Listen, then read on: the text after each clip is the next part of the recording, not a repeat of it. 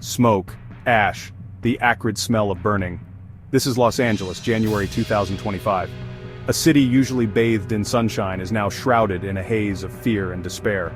On January 8th, multiple wildfires erupted across the sprawling metropolis. The flames, fanned by relentless Santa Ana winds, tore through the dry brush with terrifying speed. Pacific Palisades, known for its celebrity homes and ocean views, became an inferno. Altadena, nestled at the foot of the San Gabriel Mountains, witnessed its wooded slopes consumed by a raging firestorm. Silmar, still scarred from past firestorms, found itself once again in the path of destruction.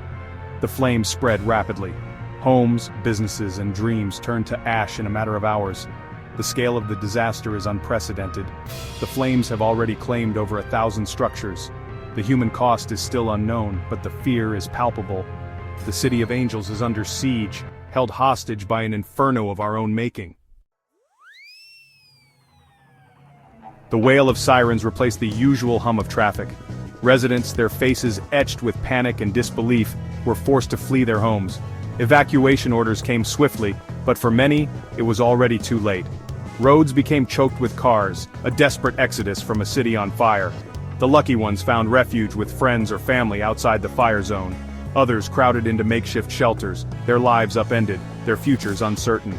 Adding to the chaos, the power grid buckled under the strain. Blackouts, some intentional to prevent further fires, plunged hundreds of thousands into darkness. The lack of electricity crippled communication networks, amplifying the sense of isolation and fear. Hospitals, already overwhelmed with smoke inhalation cases, struggled to function. The city's infrastructure, strained even on a normal day, was pushed to the breaking point.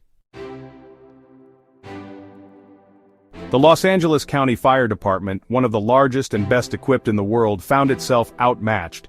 Firefighters, working tirelessly, faced an enemy that seemed to be everywhere at once. Water, the lifeblood of firefighting, became a precious commodity. Hydrants ran dry, their feeble flow unable to quench the inferno's thirst. The city's aging water infrastructure, already stressed by years of drought, simply couldn't cope. The winds, though lessening, continued to wreak havoc. They grounded firefighting aircraft, their aerial support desperately needed. The winds also whipped up embers, scattering them far and wide, igniting spot fires miles away. This created a terrifying lottery, where a random gust could spell the difference between a neighborhood surviving or succumbing to the flames. Section 4. A crisis foretold. The roots of this catastrophe run deep, far beneath the surface of burning hillsides. Climate change, a threat long ignored and downplayed, has come home to roost. Years of record-breaking heat, coupled with a relentless drought, have turned Southern California into a tinderbox.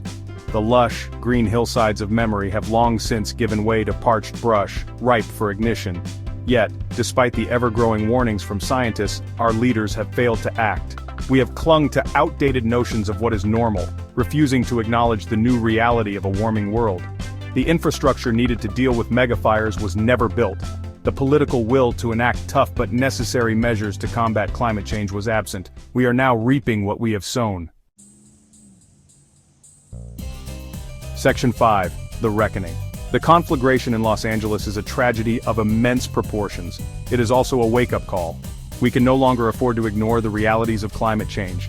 We must demand better of our leaders, pushing them to enact policies that address the root causes of this crisis.